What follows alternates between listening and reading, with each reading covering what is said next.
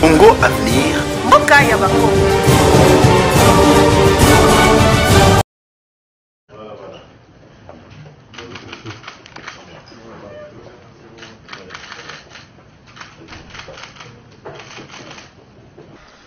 Il a plu ce matin à son Excellence Monsieur le Président de la République de convoquer ce cadre informel qui se dit cadre interinstitutionnel où le Président a le loisir de consulter en fait les institutions sur les questions importantes de la nation. Aujourd'hui, il s'est agi principalement des questions sécuritaires parce que ça reste la priorité des priorités au niveau du pays, ce sont des questions qui lui sont chères, et une évaluation un peu des processus dans lesquels nous sommes engagés, tant celui du processus de paix de Nairobi que les engagements que nous avons avec la vérification de Luanda, mais tout ceci bien sûr avec les interactions avec les différentes communautés dans lesquelles nous sommes, notamment l'EAC, la SADC, mais finalement l'Union africaine elle-même. Et cette question, comme vous le savez, est intimement liée à la question de l'état de siège, qui a d'ailleurs été discutée récemment en termes d'évaluation par cette table ronde qui avait été ouverte par lui le lundi 14 août, ce qui s'est achevé le 16. Et donc aussi une revue par rapport à cette question-là de l'état de siège, mais bien entendu aussi le processus électoral, car comme vous le savez, nous sommes engagés dans ce processus qui doit aboutir d'ici le 20 décembre à ces organisations générales, tant au niveau présidentiel, législatif national, provincial et communal. Et donc c'était important qu'on aborde un peu ces sujets importants. Nous l'avons fait de manière à ce que des orientations précises nous soient données pour maintenir les caps, en tout cas des engagements que nous avons par rapport à ces différentes questions. Donc c'était des échanges très fructueux et nous avons reçu de la part du président de la République de rester mobilisé sur ces attentes, en tout cas de la population, du point de vue tant de la question sécuritaire, de l'écoute que nous avons eue de la population de l'Est, particulièrement celle des provinces de l'Ituri et du Nord Kivu, et de toute la population en général, en rapport aussi avec ce processus électoral qui est actuellement en cours. Bandeko Balandi et à Congo Avenir, merci Namnonyoso partout dans le monde et si kapi. Bo zui libaku ya kolanda biso, ya kolanda chaîne Nabino Congo Avenir. Toujours merci parce que vous êtes si nombreux de nous suivre partout. Donc vous avez déjà plus de 200 000 abonnés. Oyobo, si vous coupez sa confiance dans Congo Avenir malgré nos erreurs. Mais vous avez toujours causé l'ensemble Nabiso Yango, aussi le coupé Sabino. Merci Mingi. Vital Kamerhe na UNC Mobimba a décidé d'apporter choix na bango na président Antoine Félix Tshisekedi Tshilombo parce que Moni était un candidat potentiel et puis valable na bango. Mutoyo aza na charge, aza na projet moko ya makasi. Aza na vision moko ya monene pour na ko développer mboka na pour na ko mema yango ko bimisa yango na libulu wana oyo ezalaki. Donc basili ko porter choix na bango na président Félix Antoine Tshisekedi Tshilombo. Donc na moment où accord est à Nairobi et sili ko kwea po to yebaki ke accord à Nairobi ezalaki Vital Kamerhe Ndefalaya. Donc ce qui Félix Tshisekedi a ça le premier mandat, deuxième mandat, il faut carrément IDPSP attiquer la Vital Kamerhe. Mais Toebi qui est accord à Nairobi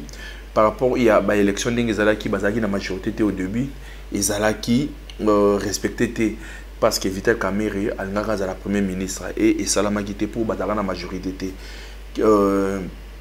Na yango wana batali nyonso te, batali volonté, batali vision au Félix Antoine Tshisekedi Tshilombo azana yango yangwana Vital Kamerhe a se retirer a postuler te yena UNC Mobimba ba porter choix na bango na Félix Antoine Tshisekedi Tshilombo na troisième congrès na bango oyo ba silaki ko organiser quelque part na salle moko awa na ville province ya Kinshasa. Donc makambo et les kanaki malamu mingi Notre choix aujourd'hui est un choix de cœur et de raison, car notre plus grande capacité de changer les choses est tributaire de notre foi à l'avenir. Nous demandons à son Excellence, M. Félix Antoine Tshisekedi Tshilombo, d'accepter de porter l'ambition de notre parti à la présidentielle 2023, telle que formulée dans la résolution qui vient d'être adoptée par le congrès de notre parti. Nous sommes conscients de l'immense tâche qui attend le président de la République. Mais nous savons que nous pouvons compter sur sa détermination pour porter haut encore le flambeau de notre ambition nationale. Et tous, comme un seul homme, au sein de l'Union sacrée pour la nation, nous lui promettons notre accompagnement sans faille. Que vive la République démocratique du Congo, que vive le président de la République et candidat à l'élection présidentielle 2023 à la demande de notre parti, son Excellence Félix Antoine Tshisekedi Tshilombo, que vive le Congo, notre pays, que Dieu bénisse les congressistes et tous les invités de ce jour. Moi, extrait wana bosi le ko kandenge Vital Kamerhe tangwaza koloba yango donc ko senga na président asila kondima charge oyo ba sili kopesa ye parfois pe na libala ezalaka ndenge wana malgré le vents et marées oyo eyaka ezakaka ezakaka bonheur te ezaka ba meilleur moment te, il y a aussi des mauvais moments. Mais Batikali toujours cause la fidèle et tout santé malgré union sacrée et ya malgré famille et s'élargit ça mais famille restreinte et ça l'ambition de bi ticket wana vous allez qui ticket à bagania ba benga yango cash fachi vite Félix Antoine Tshisekedi Tshilombo au moment où Vital Kamerhe a se retiré à habiter Félix Tshisekedi na chao maboko ba sali cash wana tomonaka Bemba Fayulu Katumbi Muzitu Mbusa na Mwisi Matungulu bango nyonso basangana kana ba Alandos esika moko bakenda kosala clique na bango mais tala lelo yo yango bandeko na ngai la politique et dynamique boke bana ba politicien politicien oyo azoloba na moi oyo azoloba na etando ike yango te oyo kosalela manso esalamaka na butu bandeko na nga bokeba tozokoma période ya élection et makambo eza ebele bosala ba choix oyo ekozala ba choix ya malamu ba choix oyo lobi ngai na yo tokolela te nga na kolela te pourquoi parce que nga nasalaka ba choix ya malamu yango toye ko éveiller bino conscience pour binope cette fois-ci bolanda t-shirt te bolanda bassin ya mapa te bolanda sauté bolanda 5000 francs te bolanda 10 dollars te bosala choix oyo ya malamu pourquoi suppléant to suppléante eza moisi to mwana suppléant to suppléante eza moisi to mwana frère nani qui cousine assistante et toi assistant principal eza moisi to bana ozomona do ba poste nyosa kitoko ya bien eza moisi to bana mais base ndeza la rabino moi j'ai ma base ngana na base nanga base de bino donc bino base bozana droit ya kokota na kati ya nini te na pouvoir te bozana droit ya ko nini te ya ko mela miel te ya ko goûter miel te ya ko mela champagne te donc bino base bozana droit il faut botambola kana balabala bobimaka bokino kozoba gaz et c'est le moment ngana zana besoin te beaucoup makolela to koma ko sala be mission donc ya ko souffrir que ndeko Jimmy au monisiko botala tala intel aipsaki biso boye aipsaki biso makambo boye botala sima zonga moto bino nde bozaka ba base mais bino boza suppléant te base aza assistant te assistant eza fille mon fils mon prince ma princesse ma femme mon petit frère bangonde baza na droit wana donc boyeba na ko sala vraiment ba choix oyo et kozala ya meilleur quelque part wana to monaki le président non pas le président le professeur Isidore Ndaiwel azala ki la milulu moko wana kala mingi te on a rentré parlementaire oyo ko sala na mois de septembre si tout va bien et kozala mutu moko aroya apporter loi wana loi moko ezana pona ko modifier constitution bande ko na ngai moi constitution na biso balingi ba fungola yango ba bakisa ba makambo nsusu ba kotsa na kati professeur Isidore Ndaiwel to ebite soki makambo ngo koleka omoni makambo yango yemo parfois epelisaka moto na mboka mais quelque part bon l'auteur muto azu idée wana azana ba raison na ye oyo a pousser amoni que 5 ans eza mokie 5 ans eza mokie et puis l'institution belé na mboka na biso eza kotambola bien te na yango professeur Isidore Ndaiwel a proposé nouvelle constitution oyo ekoya ko modifier constitution na biso ndenge ezalaka constitution na elobi nini toke non na makambo oyo e mataka bato mafuta toke na mbala moko mandat ya président durée ya mandat électoraux ya président de la République mandat président de la République ekolongwa 5 ans et comme 9 ans mais mandat na ekozala non renouvelable wana bon wana na part na biso quand même eza bien pour mandat président ezaka 5 ans une fois renouvelable donc ce qui président a saline a tcheli susu candidature mususu donc à cause ça le quoi neti dans 2 mandats et ça la local neti 10 ans mais un mandat président et ezalaka 9 ans non renouvelable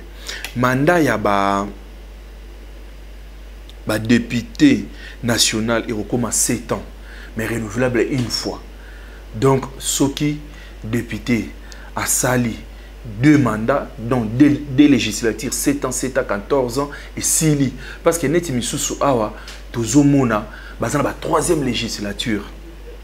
donc bande konanga bomeka un peu kota deni zokinda ya ba députés provinciaux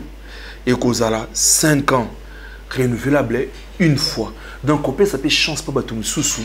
ba yeba nako zwa moins chance ya ko postuler est-ce que ezama be wana to kotala kaka ndenge nini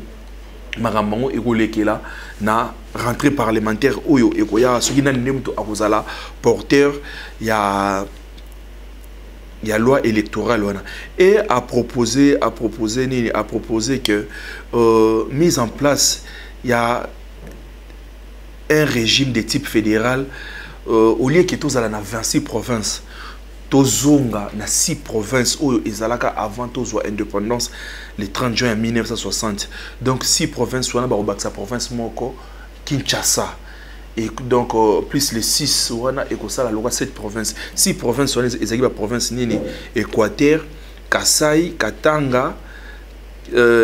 Kivu donc tozu Équateur Kasai Katanga Kivu na Bandundu na et en plus quoi Congo central donc yangonde ekozala ba province en fait 7 provinces wana voulais-je dire yangonde sikoyo ekozala na ba région na kati et ozala na ba région na kati et ba région wana ekozala dirigé donc subdivisé na ba territoire na secteur etc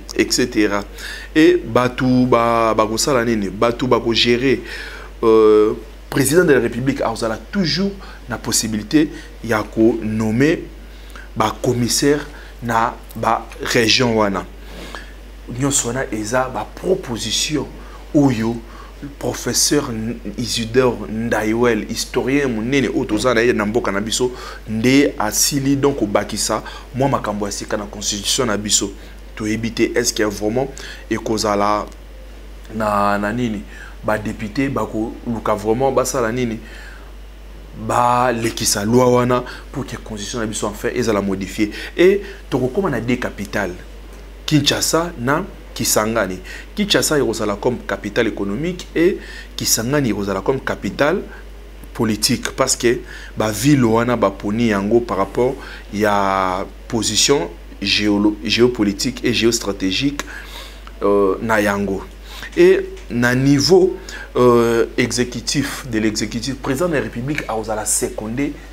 na vice-président. Donc et comment président na vice-président des États-Unis ndenge et salini ezalaka po une fois ceux qui président za tene Tanzanie pesa ndengona donc ceux qui présent empêchement directement vice-président de asalini azui kibukonzi au lieu ndetoza boy donc na régime otoza nango donc le lot ceux qui na constitution na biso ya moment ceux qui présent za te mutu oyo akoya ko kitana et cause la président il y a assemblée non président il y a sénat donc président azala ko kitana na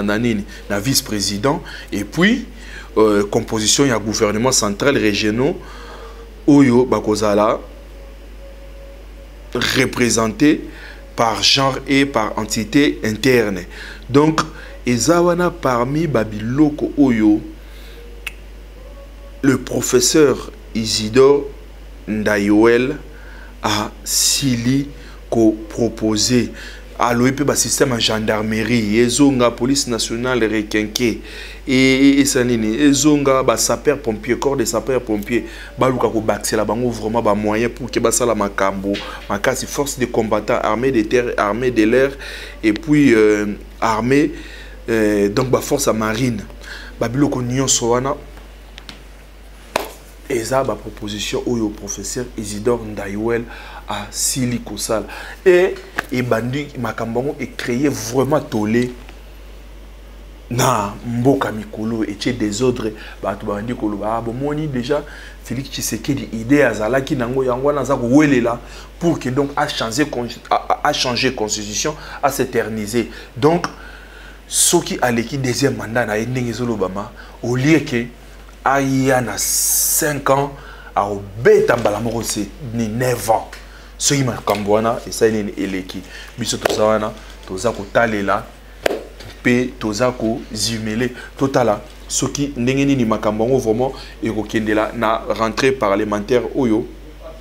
et ça et sili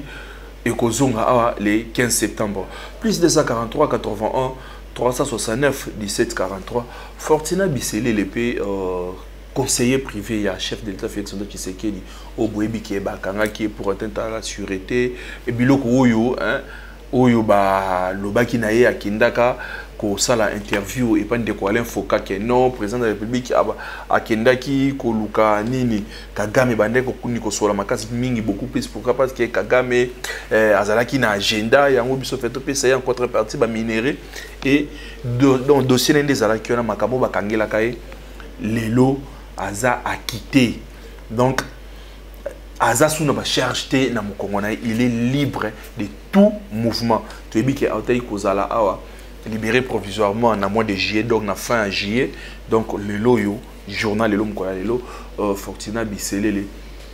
a Saline Aza a quitté. Donc mande kolanga to se préparer à conséquence. Tous ala vraiment na deux pieds sur terre parce que élection Ezakoya, députés, candidats, ils ont reçu beaucoup d'argent et plusieurs avantages. Oyo, bangona ba famille na bangonde, kaka ba bénéficier, même pas ba député, ba na ba donc corps nyonso ya mboka na biso, ozi ba ministre, ozi ba DG, ozi ba donc ba tout nyonso bande ko na ngai. Soki ngando azo ipsoke mbisi azako bela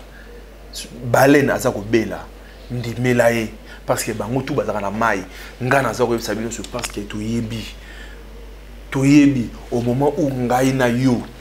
un tel azo souffrir un tel aza ko tambola na samoi boza ko bima wana pona ko accompagner bango non lit e boye bango bazo yela ba otinda bana na bango bakende kutanga na bapoto bino bazo benga na bino examen d'état yango e uti ko banda félicitations na ba finaliste nyonso o ba sili ko décrocher diplôme na bango et na ba o bosi ko katana ce n'est pas la fin du monde courage bosi la ko zongela et rosimba pour la prochaine fois mais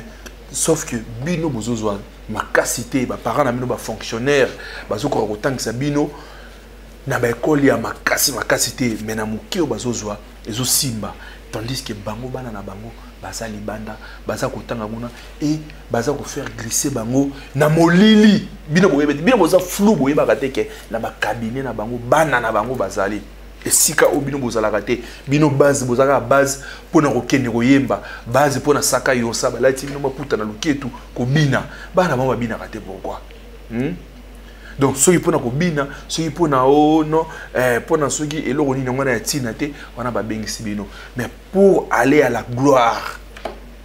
wana bino bokozala te bandeko na ngai bozwa jeu botala sima bozonga bato bofungola miso cette fois-ci candidat ye botuna ye bon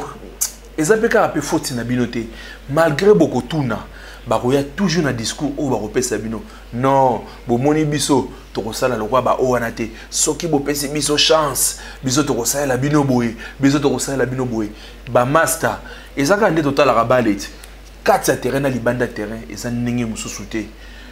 eza ndenge mususu te tango bakomaka wana eza na makambo oyo eyaka ba réalité ya sur terrain ya sur place ya sur le champ eza différent na oyo baelaka bato na terrain oyo no biso tokosala mieux que biso tokosala koleka bango omoni bango botala base pencher na boye au moment où baza ko accuser baninga na bango bazosala boye soki bolandeli bango très bien bango pe baza na kati ya makambo wana bango pe bazana kati ya makambo wana parce que botala avant que ba voter ba loi lelo mboka yango la ville est sale nani azoloba yango te la ville est sale mais ba député provinciaux bazo sani et l'autre côté et l'autre bazo welela tane ba welela ko kwesa Godin Poi bazui ba mbongo ba kwesa Godin Poi sauf que ba respecter procédure te Godin Poi yona salini mbongo o fallait ba kende ba kombola binota ville à Pamba ba désinfecter même à ta ville à Pamba mbongo wana bakiko pesango ba députés provinciaux ba salini ba zumi solo ba tchena poche et lokango et simbité donc voyez-vous et si kanene toza kokende yango na ba o tout bozana chance bozana makasi ya ko postuler bande konanga ibocha parce que dans moment oyo dépôt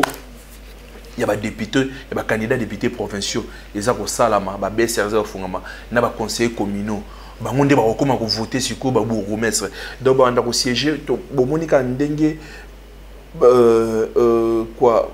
assemblée provinciale et salamaka. Donc gouverneur na ba députés provinciaux, ndé ba on peut ba okoma bourgmestre na ba conseillers communaux na yi. Soka salé PRR ba conseillers communaux ba sanini ba ko ici. Donc tout bozana makasi bandeko ba jeune surtout la jeunesse consciente bofungo la misu parce que jeunesse ndé les a avenir et à lobby plus de 143 81 369 17 43 merci na bandeko nyonso partout dans le monde esika bozana ndabiso na Goma ezana ndeko na biso mo benga biso trop kombo kimi na yemo yebi to sola na trop to pesi mbote ozui na Amérique kuna boze belé bo benga biso bozana France. Donc Europe mobimba toloba obenga rabiso kotope na Afrique du Nord, Afrique du Sud, Afrique de l'Ouest bobenga rabiso ebele merci na bino na Asie pe bobenga rabiso numéro na biso yango na plus de 143 81 369 17 43 parfois au mona bobengi to yambite peut-être au mona toza en plein tournage ou bien toza na kati ya manifestation mo boyana botika message botika contribution na bino soki toye toko salari toko rappeler bino plus de 143 81 369 17 43 Congo à venir et présenter vraiment ba condoléances non ba sincère condoléances na moko yaba travailleur nango ndeko na biso oyo asili ko perdre moko ya bandeko na ye donc na kombo ya Jean-Paul Nyanyenge que boutique a été nza molimo na ye efanda vraiment na kimia konga venir ekozalawana pour na ko assister bandeko na donc ndeko Sam ni bandeko nyoso depiner boutique a été nzambe a cha vraiment a pesa bino kimia durant ba moment où il y a passé et to tika été molimo ya frère na biso leki na biso et la kopema na kimia nde to sili ko kabwana na masolo na biso ya mukola lelo Congo Avenir, Mboka ya Bakongo.